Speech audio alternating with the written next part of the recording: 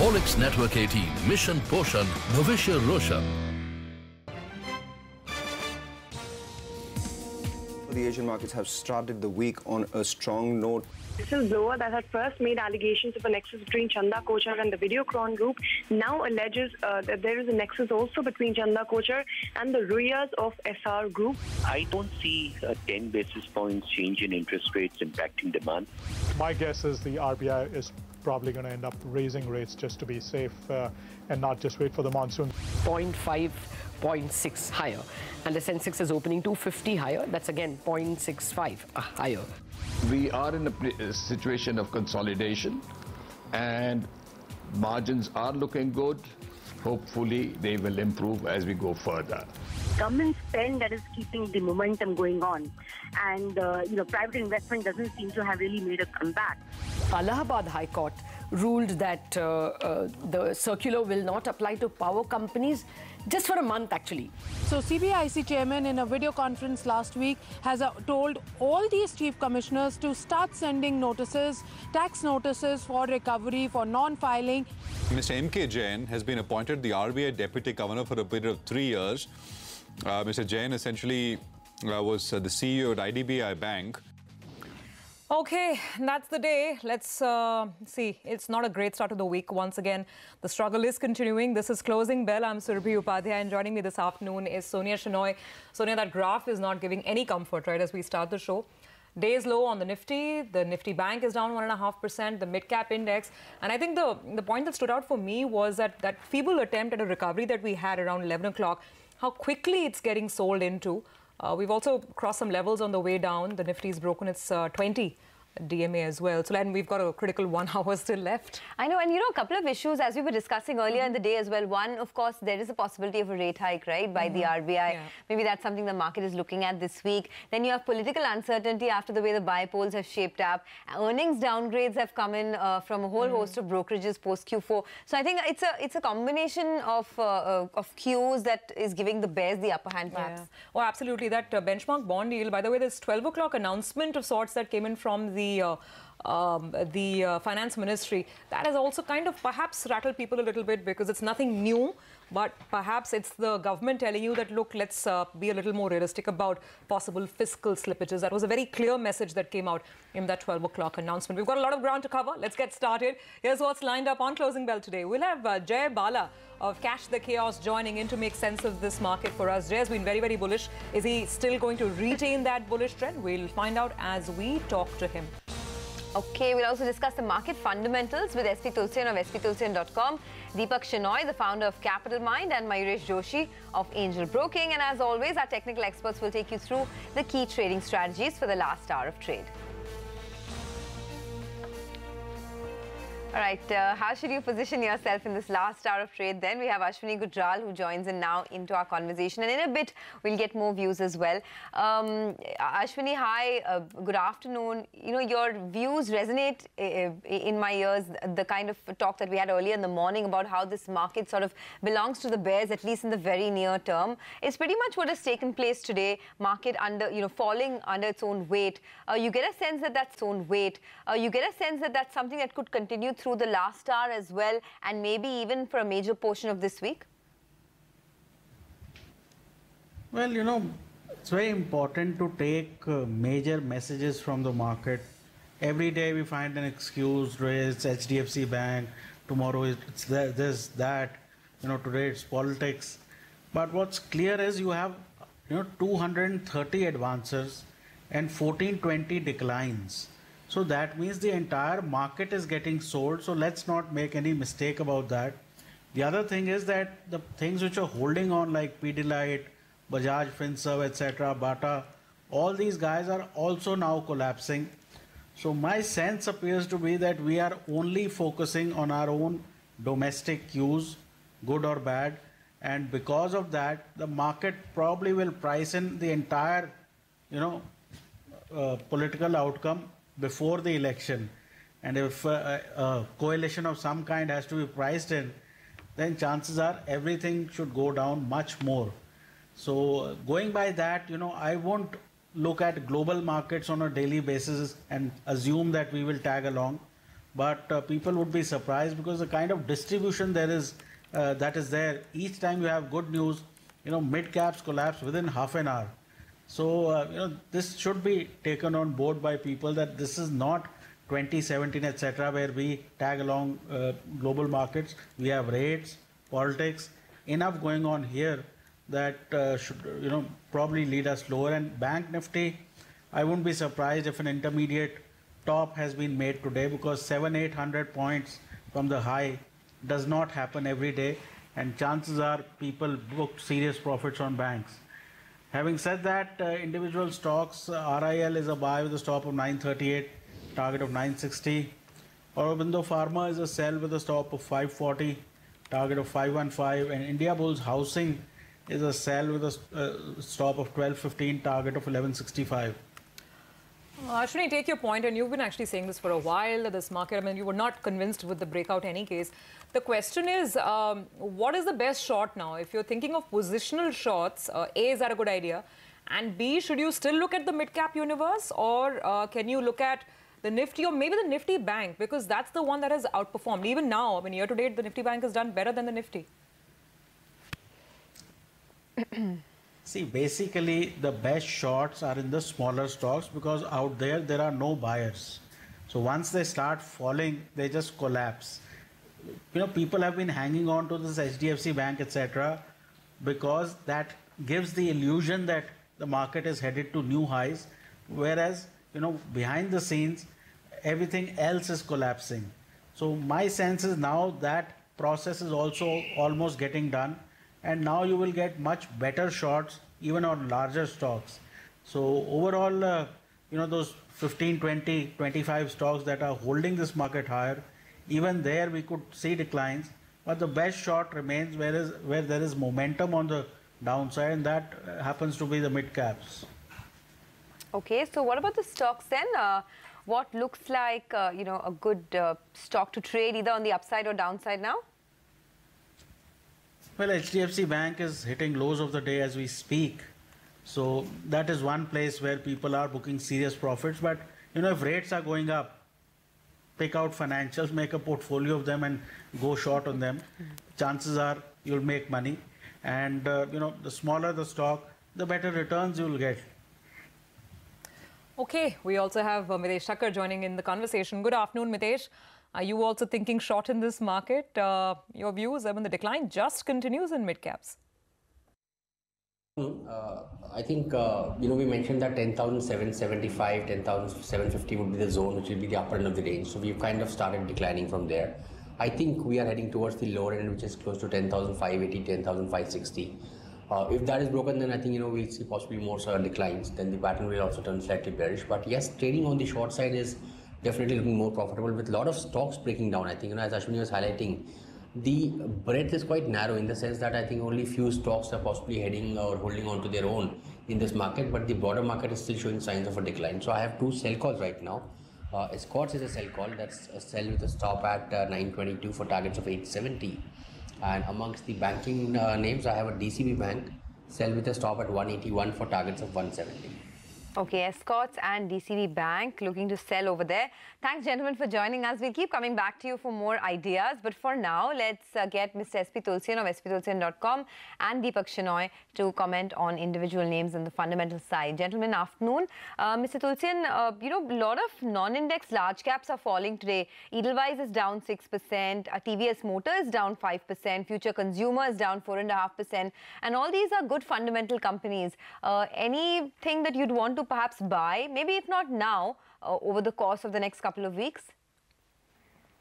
See, Sonia, you are right. In fact, all three stocks which you have mentioned are seen to be fundamentally good stocks. It is only the matter of the valuation now, because when you have such a fragile sentiments where the things are seen happening, the reshuffle is happening at the level of the mutual funds, because we have been seeing huge amounts still coming into the mutual funds by either through SIP and all sort of things, and there the reshuffle is seen happening. They have been exiting from mid and small cap because that mid and small cap tag itself is not giving them safety, and if the portfolio is seen shifting at the institutional level or maybe at the mutual fund level, that is in fact seen destroying all these kind of valuations. You have mentioned of the future consumer or maybe Edelweiss Financials. If I take a comparative call, then probably you may not find them what you call investment worthy, because the comparable peers, the kind of damages which you have seen happening in case of the comparable peers, if not with future consumer, at least for Edelweiss Financials, there are many comparable peers available, and because of that comparative play, or maybe to have that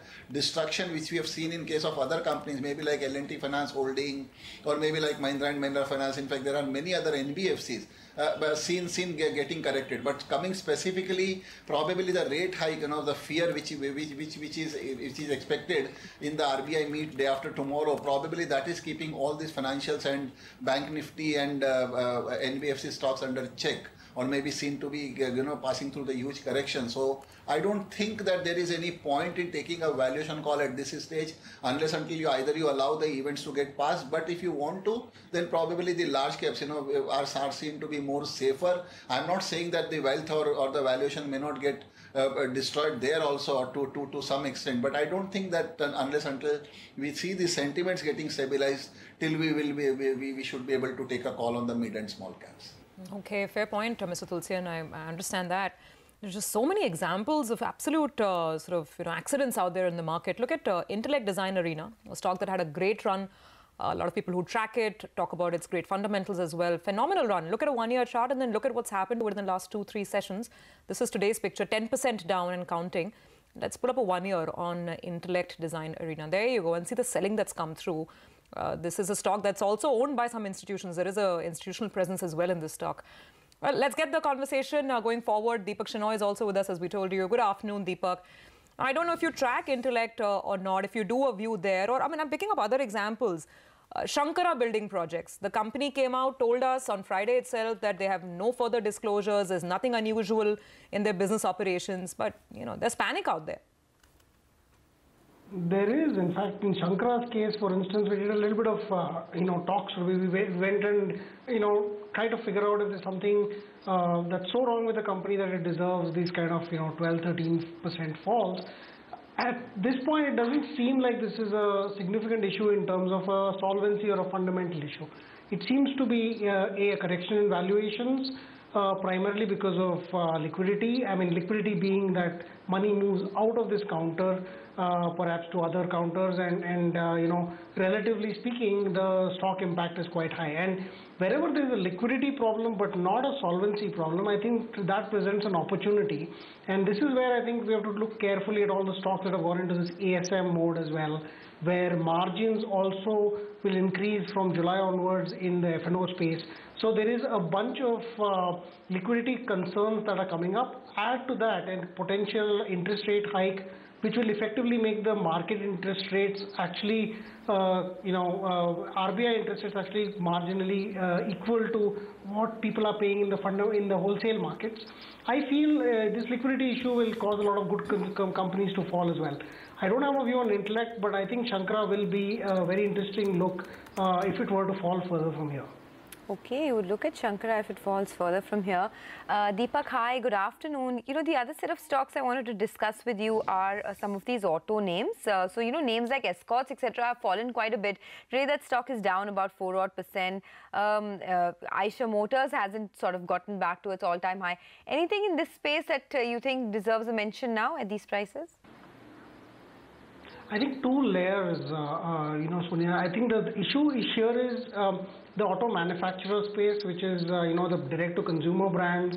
We're talking people like Hero MotoCorp and Bajaj, where I feel continuously that there will be an opportunity. And also given that the monsoon looks like, at least from where I am and perhaps most of South India is, it seems like it's going to be a fairly decent monsoon. So the two-wheeler space is looking quite interesting. TVS has fallen a bit, so that presents also an opportunity. But I think relatively it had gotten higher valued than the Hero and the Bajaj brands. But having said that, that is one opportunity in that space. there is possible opportunity in some of the companies that are effectively ancillaries or complementary to this business. Tires is one, auto ancillaries directly, people who manufacture cables, axles, leaf springs. I'm not taking names right now because we're in the process of continuing to buy some of these names, but I feel that given the current, the sales structure of all the commercial vehicles and the personal vehicles, there is potentially a lot more that can happen in the auto ancillary space. M&M from the primary auto space in four-wheelers and CV looks to be the most interesting from a purchase point. Again, no disclosures. We've not bought M&M yet, but looks interesting in that space there. Plenty of stress on financials this afternoon. That's the one clear story.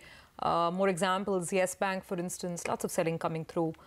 Then there are the NBFCs like Bajaj Finserv, Indiabulls Housing Finance, you name it. And these stocks are down. Mr. Tulsian, I want to discuss HDFC Bank with you because it would have left some, people a little confused with this whole FII business, the headroom that was left, the surge of buying that we saw. Are you expecting the stock to go back to its very consistent price performance trend?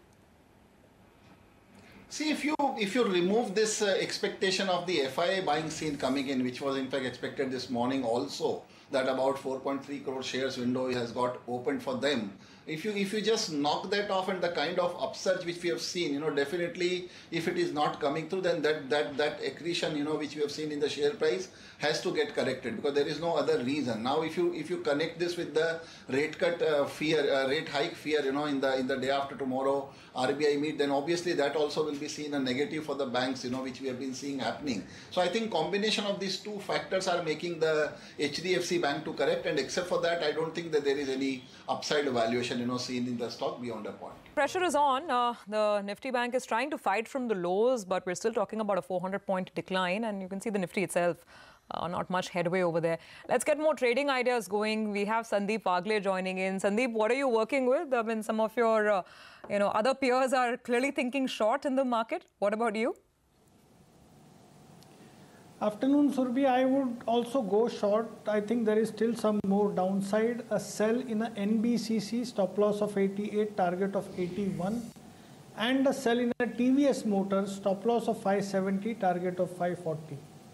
Okay, sell in a TVS Motor and in NBCC. All right, a lot of sell calls actually coming in this afternoon. Just tells you about the trend for the market. Ms. Tulsian, I want to come back to that point you were making about how the possibility of a rate hike is something that, the market is sort of a bit cautious about. So how do you approach these financials? Because across the board, rates have already been hiked. We were speaking to Keki Mistry earlier in the day who did indicate that, it's just trending northwards now, rates. So how are you approaching these NBFCs, banks, etc.? See, if you really see the kind of money having raised by many of the companies, I'm not talking of HDFC in that case, maybe the Dewan Housing, who has been growing very fast in the housing finance space, or maybe many NBFCs. In fact, they have all been very smart because the cost of borrowings have as such risen by about 5 to 10 basis points by whatever instruments you refer to in this last 1 month. So they have been, in fact, there has been a smart move on part of the NBFCs and housing finance companies and all the lenders, to keep adjusting their marginal borrowing at marginal, lending getting offset. So I think that process has already started, number one. Number two, I don't think that even if the rate hike is seen likely, even if rate hike comes in, which seems unlikely, I don't think that will be having much impact, but it will definitely be creating a negative near-term sentiments, because people feel that there will be pressure in the margin, which may be possible, but again the quantum and the lag effect is seen having reduced, maybe on 10% of the, or maybe 5% of the total AUM, and maybe with a lag effect which earlier used to have about 45-60 days, now has got shrunk to about maybe 15 to 20 days. So I don't think that these kind of things will be seen much negative because of the smart adjustment seen happening on the borrowing and lending. But sentimentally the rate hike, which is a change of the trend, because all along for the last many years we have only been seeing rate reduction, and the rate hike rate seen having bottomed out, will be definitely seeing the hike from here on, if not in this RBI meet, maybe in the next RBI meet. So that will be seen more as a sentimentally positive. So once the event happens, I think that will be a very big relief with the stocks of NBFCs and maybe banks, seen bottoming out by then. Okay. Sandeep, one more stock for you. It's the one that's actually bucking the trend in such a weak market. I'm talking about Biocon. It's been a phenomenal journey for the stock. Deepak, sorry for that. So phenomenal journey on Biocon. I think the faith is intact because tomorrow is a very important day. We'll get to know what the US FDA thinks of pegfilgrastim, the important cancer drug for them. Your thoughts? There's also another news there, Surabhi. I think there was a some kind of US regulatory action on one of their other drugs. I forget which one it was. That was where they have I think a combination with Mylan. So there was a bit of concern about whether that's going to, there's going to be some regulatory action over there or some changes. But I feel overall that Biocon is this kind of stock where, what we're going to find is the stock's going to be in a range for a while. There's going to typically an announcement comes because much of the research pieces that they do will realize results only at some later point in the game. So this much of this stock will be moving in a range and go to another level because they had an announcement which is either a drug where they can partner with some of the biggies to market, or where they have been able to get a higher approval for. So I think on the longer term, you have to be ready for a lot of volatility and basically bank on the fact that they will have spiky news-based moves. This is the overall strategy with Biocon. Immediately, of course, there may be news that comes in tomorrow and spikes it up or takes it down a little. But I think longer term, that is the approach one has to take with Biocon is don't bet on a smooth graph upwards. It will be spiky. It will happen once in a while. Okay, what about, something like a Tata Motors, Deepak? On one hand, the environment is still very tough in UK and in Europe. But on the other hand, the new management, the new CFO is quite aggressive. He's trying to sort of put things in order. You think it's a good buy at this price of around 290? From the pricing perspective, Sonia, I think it's a good buy from, looking at where the price was, but that would be too much anchoring. If you look at the future of where, JLR's future is, and Tata Motors is unfortunately now more JLR than it is Tata Motors India. So, big obstacle now in growth is probably anything that happens with respect to the US introducing duties on cars, which is perhaps a primary trigger in the near term. Having said that, if because of that the stock were to correct a lot more, I think longer term this would then become an even better play to buy. I feel the JLR franchise is a phenomenal one, and if they're able to get that act together, we've been waiting for a long time for that act to come together, and if they do get that act together, the valuations can be much higher than what it is currently. Currently, I'm still not getting the fundamental feeling that the downsides are past. So I think if one has to buy, you would have to spread the buying over the next year because downside volatility is definitely going to be there. By the way, look at the fall on PC Jeweler, 17% down and counting. What a story. The high that we got after the buyback was 200 plus. Buyback was announced at 350.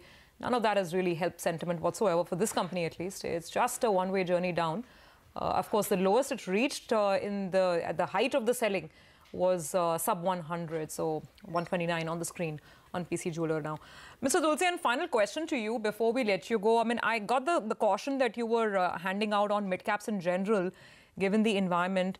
Would you at all sort of have any sort of a shopping list ready now? Some of the high-value plays where gradually maybe you would advise someone to go in and buy from a portfolio standpoint?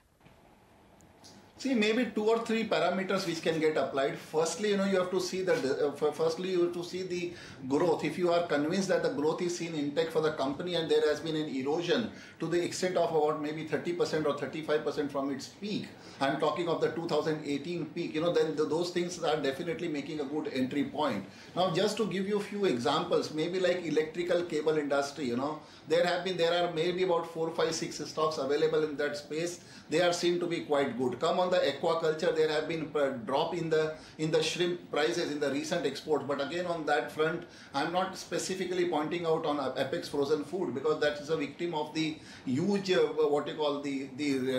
price explosion which we have seen post listing. Maybe in many of the stocks like Shankara Building Products, Apex Frozen. But overall, if you take a shrimp farming, those things are seen to be quite good. You have a couple of stocks available in that space also. So my point is that I don't think that one can, or maybe the fertilizer space, agrochemical space, because if you have the positive view seen coming in on the monsoon, definitely the better offtake will be seen of the fertilizer and the agrochemical space. So I think that these are the 2 or 3 parameters on which one needs to look into, that you must have a comfort on the promoter.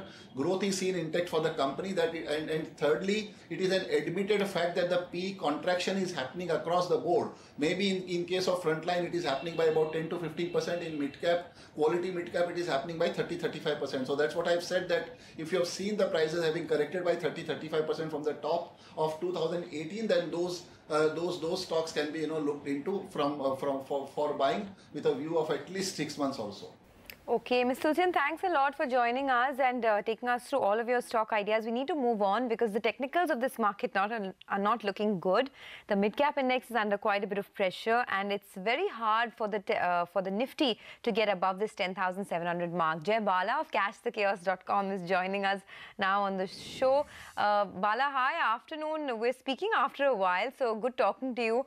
How have you gauged the market lately? 2018 has not been a great year for us so far. You get a sense that the rest of the year could also be a bit of a washout? I don't think so. See, basically, the volatility is back, and that's in a way important. It was easy making money last year. All you have to do is buy every dip, and within the next 4 weeks, you saw record highs. Now that's the kind of easy money that you are looking at in 2017. That things need to change. Needs to bring in an amount of fear for the market participants. So in a way, this is okay. As things stand, I think Nifty is pretty importantly poised. We want to see the 10,765 resistance taken out. Once that's done, I think there'll be a disbelief rally for the market, or short covering, however you might want to call it. So the base for the market is moving higher. We want to see a 10,600, 10,500 range getting protected.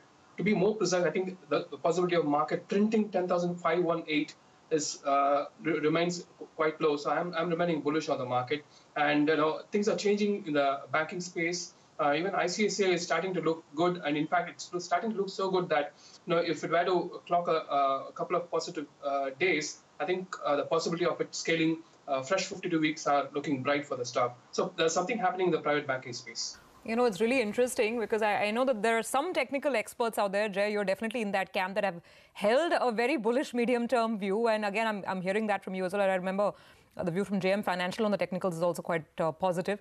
So to take this point forward, you're saying that there is still a possibility of fresh highs, in which case, can the banks continue their leadership? Because that's where the paranoia is right now. Because of fundamental reasons, expected rate hike, expected rise in bond yields, fiscal slippage, etc., etc. Yeah, the curveball is coming from the dollar index. It is supposed to not get this much of strength, but and that's the reason why all those rate hikes and all the equations are coming into play. And I would say, yes, the banking sector is likely to buck the trend, and the heavy lifting is going to be done by the private banks, Yes Bank, IndusInd Bank. HDFC Bank is looking pretty interesting. I think it's set for 2,500. I'm not able to pin down if there's going to be a correction or it's going to go up without a correction. So I'm waiting for a correction. Because that makes a lot of sense from a risk-reward perspective, and you've got to wait for it. And that's the thing that's happening in the market. The financials are going to be a bit of surprise. They're going to come back and take the lead for this market. Okay, so the financials are going to come back and take the lead for this market. The other stock that you've liked for a very, very long time, Bala, is Maruti. Maruti is right now about 12% off from its all-time highs of almost, all-time highs were about 10,000. Now it's trading at 8,750. You get a sense that it could resume that anytime soon? Yeah, this is one of the stocks you can start hiding in the large cap space. I think autos are pretty important, and they have taken leadership from 2009. and I think it's done a significant correction. It need not be that significant, but from a form perspective, the correction from 10,000 close to 10,000 odd levels to the recent low of about 8,250 and change is an important low for me. I think the downsides are very limited, I would say. I don't think it's going to drop below 7,950, or maybe it's already bottomed. And I think it's already heading towards 11,000, and that's a pretty significant move for the market. Once Maruti starts moving, I think that rest of the players in the auto sector will start picking up lead from Maruti. Okay. What about oil, Jay? I remember us discussing this earlier as well, and you said that market can move higher irrespective of the strong oil charts. But what is oil telling you? Has it topped out? Maybe at least for now. Yeah, I think there is still one more leg higher left for the oil sector. I mean, Brent and NYMEX. I think we are looking at fresh 52-week highs for Brent somewhere close to 87 to 90. But before it does that, we're going to see some kind of correction to the move to 80 come through, and it's already playing. And we're going to see a drop somewhere close to $73 to $71, and post that, it's going to resume its uptrend. But as an extension, you're going to see some reprieve come through for the refinery stocks and aviation stocks. But don't mistake that for a change in trend, because Brent is set to go back to 87 to 90. Okay, then before we let you go, Bala, one last question or one last word from your end. Any mid caps that you see, potential in? I mean, you spoke about the large caps, financials, Maruti, etc. But in the mid cap space, anything that you like particularly now? Yeah, there are a couple of interesting plays out there.